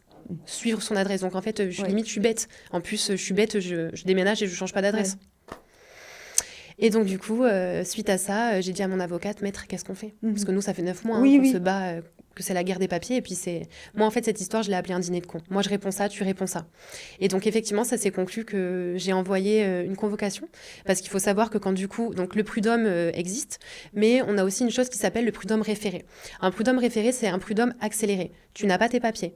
Tu n'as pas tes papiers Pôle emploi, tu n'as pas ton papier de licenciement. Il y a des prud'hommes accélérés. Ça, c'est top. Ok. Voilà. Ça s'appelle les prud'hommes référés. Donc du coup, moi, évidemment, je n'ai pas de papier de licenciement, donc je ne peux pas aller à Pôle emploi. Je n'ai plus de salaire. Elle m'a bloquée administrativement et financièrement. Il faut savoir que sur les dernières semaines où je n'avais pas d'argent, j'ai eu la chance d'être extrêmement bien entourée. Mes amis m'apportaient à manger. Ah ouais, non, c'est fou. Un soir, j'allais manger chez une telle. Un soir, il y en a 2 qui ramenaient à manger à la maison. Ouais. On m'a nourrie et franchement, je souhaite à personne d'avoir le ventre qui gargouille en se disant j'espère que je vais manger ce soir. Et je sais que en fait, je me suis dit comment elle a pu me mettre dans cette situation. Elle le sait à l'heure actuelle que si elle m'envoie pas mes papiers, je suis en comme fait, ça. elle ne sait pas que c'est un gourou pour elle. Elle a raison. Oui. Et c'est malheureux. Et malheureusement, tu peux pas la changer à travers ton récit, même à travers tout ce qu'elle va vivre dans cette société. Hein. Donc ça a été triste, mais du coup... Mais aujourd'hui, te voilà, tu es debout, tu es en train de te relever. Elle a reçu ma convocation en référé, et forcément, ça fait plus peur, parce que sur ma convocation, il y a enfin le nom de mon avocate, donc je ne suis pas seule. Je ne suis pas seule, finalement. Et du coup, à la réponse de ma convocation au référé, le lundi, donc 3 jours suivants, solde de tout compte, licenciement, Alléluia. Certificat Pôle emploi. Le soir même, je suis allée voir mon Jiminy Cricket, je l'appelle, et elle m'a inscrite au Pôle emploi le soir même. Et je me suis effondrée dans les bras de mon amie. Je lui ai dit, c'est fini. Enfin. Ouais. Oh. Ouais, ça a duré longtemps quand même, hein, parce qu'il y a cette attente pendant plusieurs mois d'arrêt. Et il y a le silence, il y a les gens qui n'arrivent pas à nous aider, parce que, en fait, c'est une personne qui détenait ma liberté. Et même si j'avais des dizaines de personnes qui m'aidaient, il y en a une qui avait le pouvoir. Mais je suis émue d'avoir réussi, je suis émue d'avoir été aidée, j'ai découvert des amitiés que j'aurais pas crues, je me suis découvert une personnalité, je m'y connais tellement en droit du travail maintenant. Même la sécurité sociale ou l'inspection du travail, je leur sortais des articles de loi, ils me disaient « Oui, tout à fait, c'est celui-là, mais il est récent cet article, oui, il est sorti à telle date. » Je me suis impressionnée. Mais c'est vrai que quand ça se termine... Vrai soulagement. Tu peux être fière de toi, parce que tu n'as rien lâché, et ça, c'est la détermination. La déter à fond, en fait. Tu as toujours été comme ça. Parce qu'en fait, cette personne-là pensait avoir plus d'épaules que moi. Elle m'a testé, comme à mon entretien, finalement. Et en fait, ce test s'est avéré que... grâce à ça, j'ai appris à faire énormément de choses. Je pense qu'elle attendait mon abandon. Mais le fait que ça se soit acté et que tout cet espoir se transforme en « c'est fini », c'est miraculeux. Il y aura une suite parce que, voilà, vous doutez, j'ai porté plainte au commissariat. Tu me tiendras au courant ? Ouais, il y aura des suites, mais je ne suis plus... On vous tiendra au courant aussi. Je ne suis plus... ce n'est plus mon gourou. Eh ben, félicitations, vraiment, félicitations. Tu peux être fière de toi. Merci infiniment, Rebecca. Et surtout, n'abandonnez pas. Jamais. Ok. Merci infiniment. Avec vraiment. Plaisir.